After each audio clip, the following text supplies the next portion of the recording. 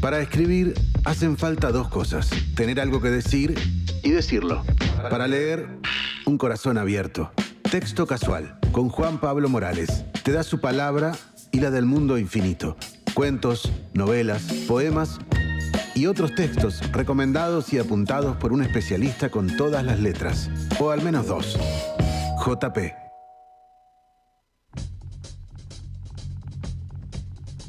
Así es, media hora ha pasado de las 20. Esto es Universidad 107.5. Más precisamente, esto no es Palermo.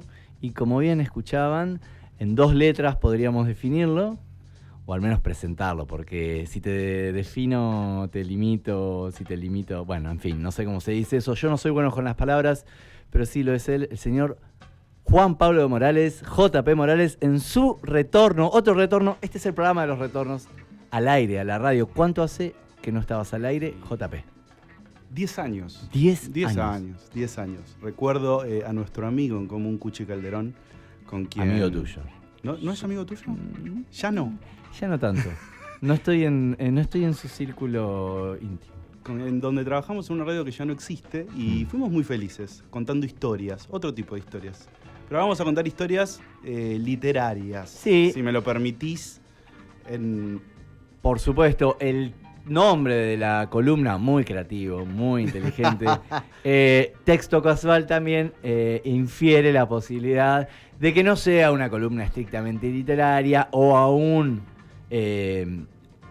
género de la escritura o de la literatura, sino eso, al texto en sí como un ente vívido, dinámico, que a veces puede ser novelas, a veces pueden ser poetas, a veces puede ser inclusive guiones de películas. Totalmente. En fin, hoy habrá algo de eso. ¿De quién o de qué vamos a hablar hoy, JP? Como esto no es Palermo, me gustan un poco los caprichos y hoy trajimos a Chuck Palahniuk, sería en Estados Unidos, en ucraniano, porque es de origen ucraniano, no sé cómo se pronunciará.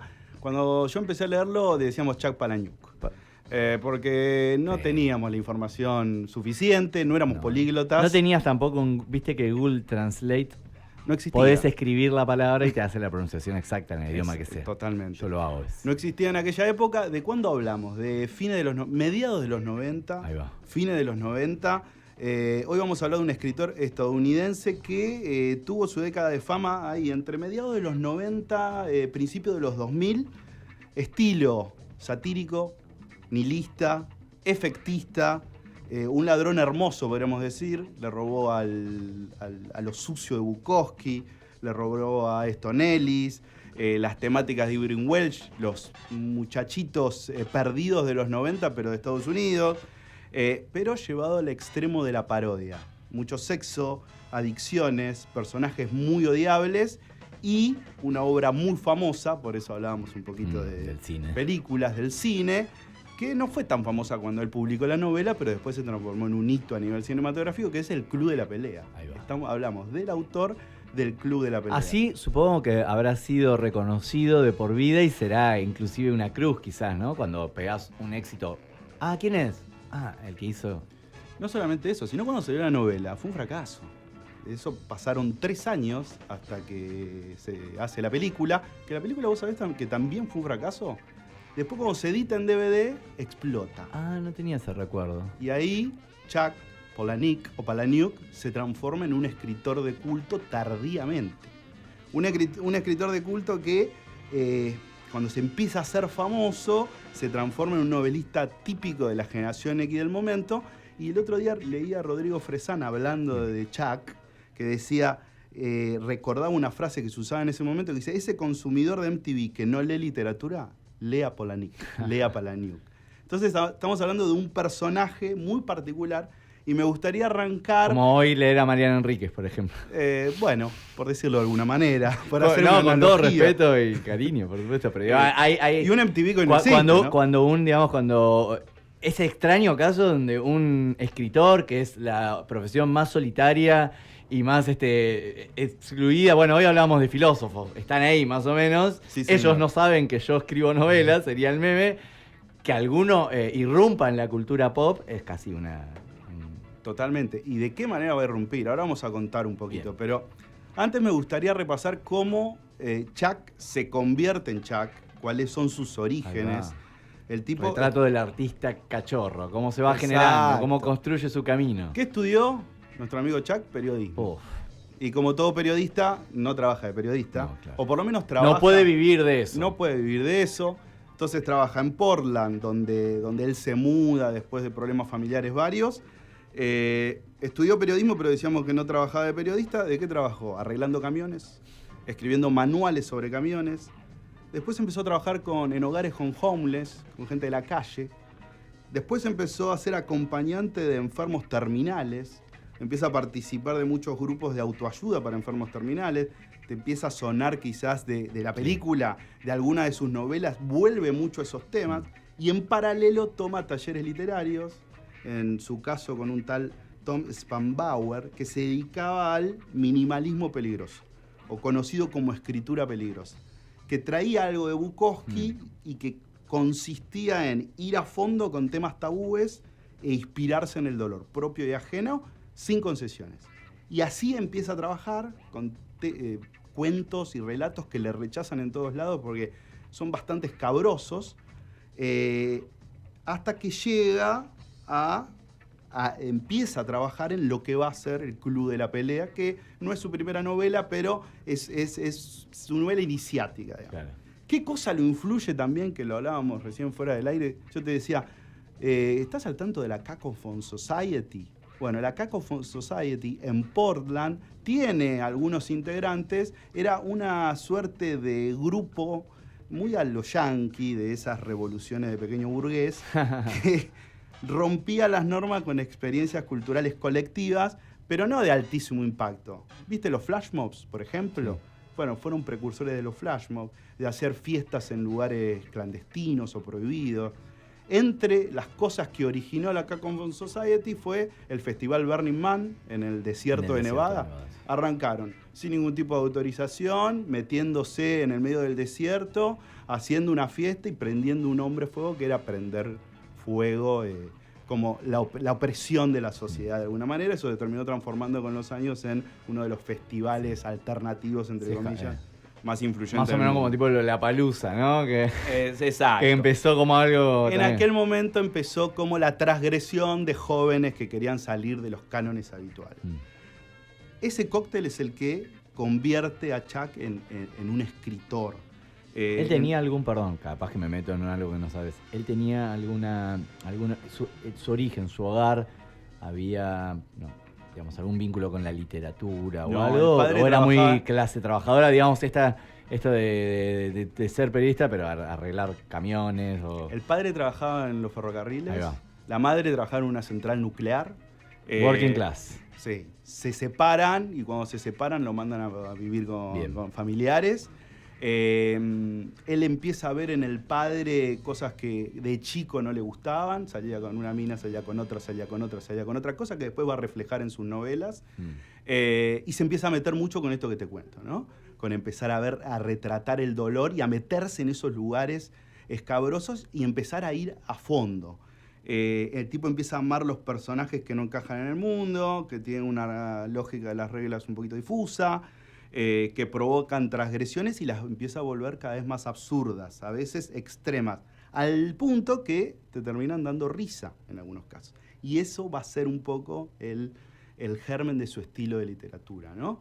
Provocar desde lo satírico. Claro, porque vos hablás de parodia y satírico y es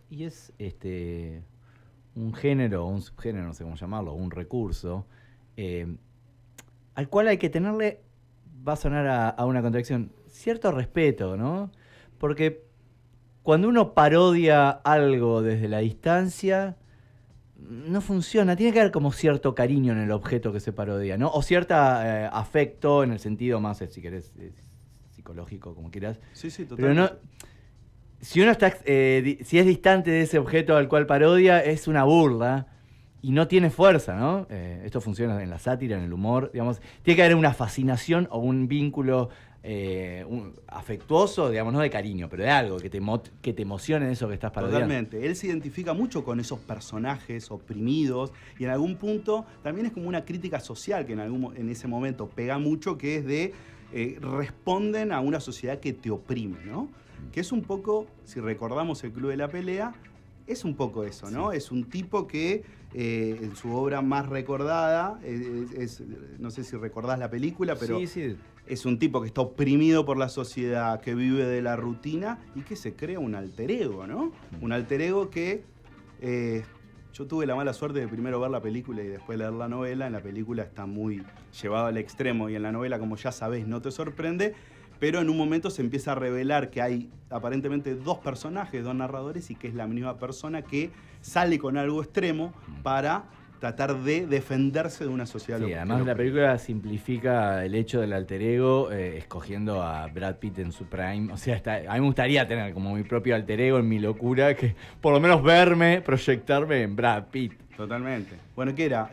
Un hombre alienado por el consumo, por la corporación, que ¿qué hace? Forma un club clandestino de peleas. Si recordás la película, hablo de la película porque es todo lo que la gente recuerda, la mayor referencia. En la novela está muy explotado. Arranca yendo a grupos de autoayuda, que él los conocía. Él conocía al dedillo. Al dedillo. Hasta que empezamos a ver que en la novela él usa esas técnicas narrativas que yo te contaba, de ese minimalismo peligroso, de esa escritura peligrosa, y la realidad se va transformando y ves la fractura de un hombre interno que apela a lo extremo. ¿Por qué es lo extremo? ¿Recordás eso? Crear un club de pelea donde no se puede hablar del club, pero la gente va a pelearse y disfruta de los golpes. Y termina transformándose ese grupo aparentemente pequeño en un grupo cada vez más masivo que atenta contra esa sociedad de consumo que lo oprime. Y termina siendo la misma persona. Y el tipo empieza a extremarse. ¿Vos recordás la última escena de...? Sí, iba a decir eso, casi como una... Digamos, así como él tiene su alter ego y lleva al extremo ese absurdo de todo lo que se oprime se libera, según una ley física, ese club de la pelea es el opuesto complementario de esta sociedad norteamericana o de la sociedad en general, ¿no? Digamos, esto es la sociedad llevada al extremo. En esto, digamos. Totalmente. Sí, recuerdo, me has conocido en un momento muy extraño en mi vida, explosiones y un temazo. Un temazo de Pixies, que cerraba un poco un momento que para los que vivimos en los 90 fue un poco generacional y muy recordado. Iconic.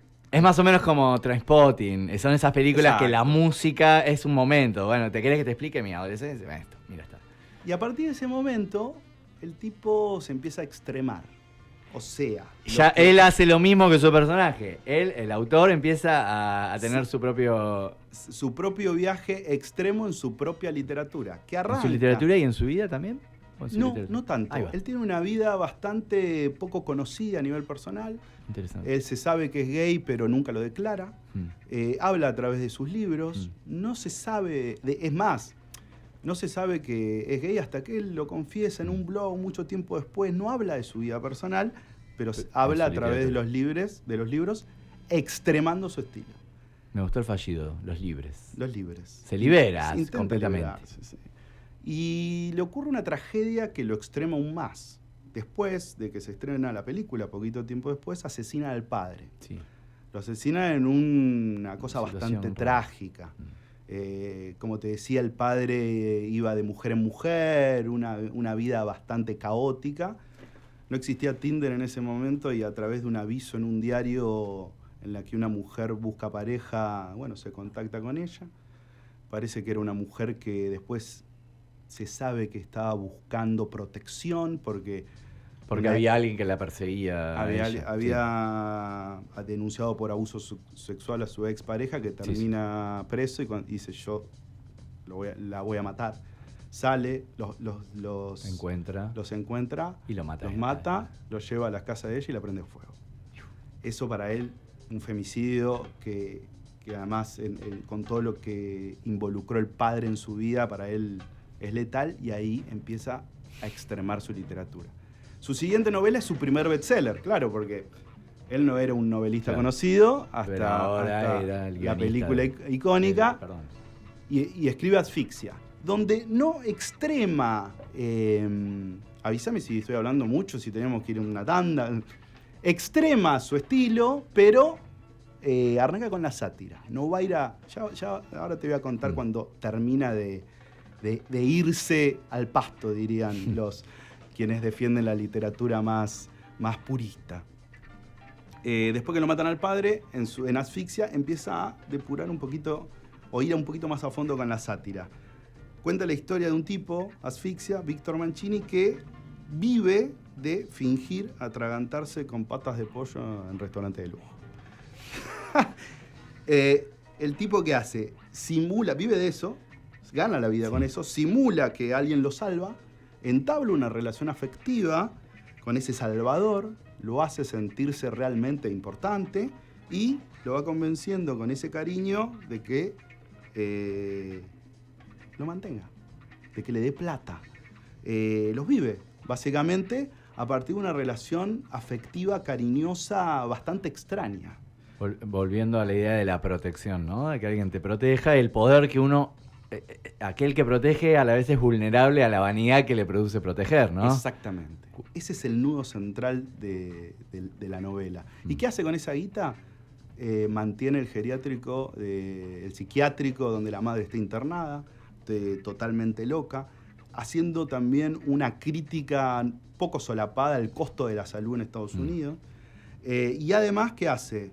Es adicto al sexo, de Víctor Mancini, y va un poco pensando en su padre. Dadillos. Va a buscar sexo ¿a dónde? A un grupo de rehabilitación para adictos al sexo. Ahí va a buscar sus mujeres. Bueno, claro. Y tiene sentido. Tiene sentido. Y llega un poquito la sátira un poquito más, o el cuestionamiento un poco más, y el narrador empieza a sugerir que Mancini es descendiente de Cristo. O sea, todo caos moral metido en una misma historia. Es una novela de un antihéroe que vive en un mundo insano y que oscila un poco entre la provocación y el humor negro todo el tiempo. Y yendo a lo concreto, a lo formal, asfixia me dijiste, llamaba la... Sí, porque lo que simula es estar asfixiándose. Y a su vez el mundo la asfixia. Ahí va, pero el tono de la novela, el texto, ¿es asfixiante o al revés? ¿Es ágil? Es muy ágil. Es muy, él con esta... Digamos, no es opresiva esa... No, es todo lo contrario. En ese minimalismo que te contaba hoy es sujeto a verbo predicado, oraciones cortas Verbos. al grano y todo el tiempo buscando Acción. involucrarte desde el cuerpo además, ¿no? Siendo bastante explícito. Eso es su siguiente novela, un éxito absoluto. Y ahí entra el tipo en su etapa más famosa, que es donde decide extremar su literatura no le alcanzó. al máximo. No, va mucho más allá.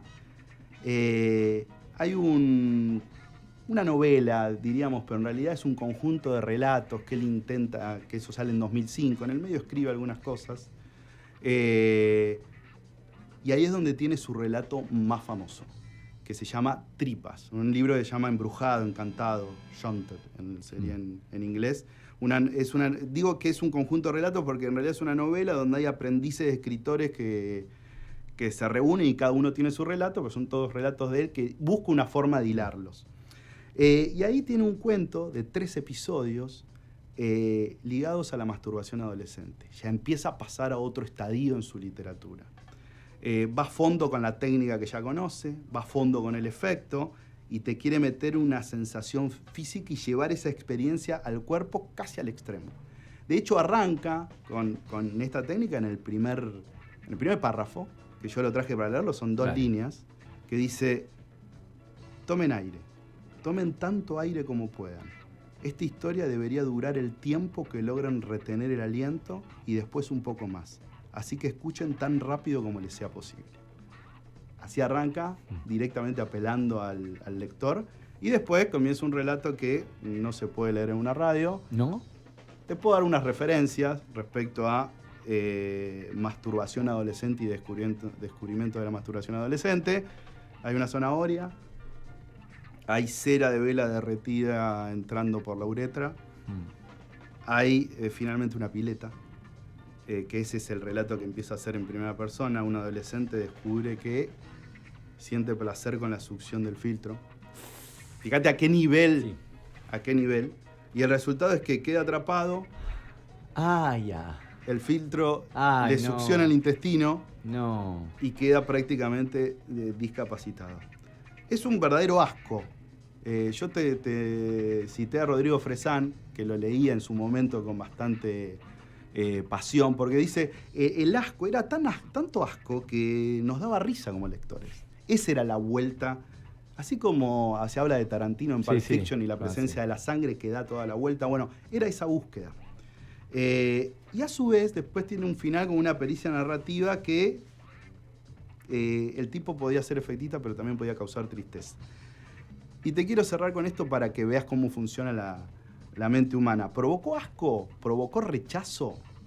No, provocó fascinación. Empezó a tener clubes de fans. Hacía lecturas públicas. La leyenda es que la gente iba a escucharlo y se desmayaba en las lecturas públicas. Se contabilizan hasta... El tipo empezó a hacer giras por Estados Unidos solo para leer tripas. Empezó a hacer giras y también cuenta la leyenda que en realidad algunos de esos desmayos se dicen que eran parte de su fan que iban y se desmayaban a propósito como parte de la sátira y de la provocación al mundo opresivo en el que vivían y cómo sentían que tenían que ir al extremo de la parodia para denunciar esa sociedad en la que vivían a fines de los 90, principios de los 2000. Así que esos rituales de lectura se transformaron en ese momento en un boom. Ahora no nos acordamos, pero en aquel momento fue un boom en Norteamérica a nivel literario, todo eso que provocaba, pero el efecto no es eterno. Y rápidamente aquello que empezó siendo un gran acierto, terminó siendo un poco lo que terminó bastardeándolo y llevándolo, no te digo al ostracismo, porque hoy es un escritor de culto, pero sí a ser tildado de un escritor de fórmula. Claro. Entonces hoy Chuck Palahniuk no está en el canon, en la literatura, en el Olimpo, sino que es recordado como ese escritor de fórmula que tuvo su década de fama a fines de los 90. Muy bien. Quien no va a ser olvidado y será recordado al menos un mes, que es lo que vamos a tardar en tenerte de vuelta. A mí me gustaría de todas maneras que formes parte del staff regular del programa, pero el contrato por ahora indica una vez al mes. Es nuestro amigo escritor. O sea, quizás así como al señor Palahniuk le llegó un tiempo después. Él tuvo una década de fama, yo con 5 minutos. Con 5 minutos, bueno, has tenido, o aquí tenemos una audiencia, como yo digo, numerosa y silenciosa a la vez, porque nunca nos escriben, pero sabemos que están ahí. Vos vas a tener tu reconocimiento como novelista. Ahora estoy escribiendo relatos sobre naturaleza bonaerense, más precisamente sobre balnearios, sobre el mar. Ya te contaré. Ya me contarás. Bueno, será en otra emisión de Texto Casual. Ha sido un placer. Juan Pablo Morales era quien escuchaban. Vamos a cerrar esta columna, no así el programa, quedan unos minutos más, con Pixies. Entonces, haciendo Where is my mind. Muchas gracias, JP.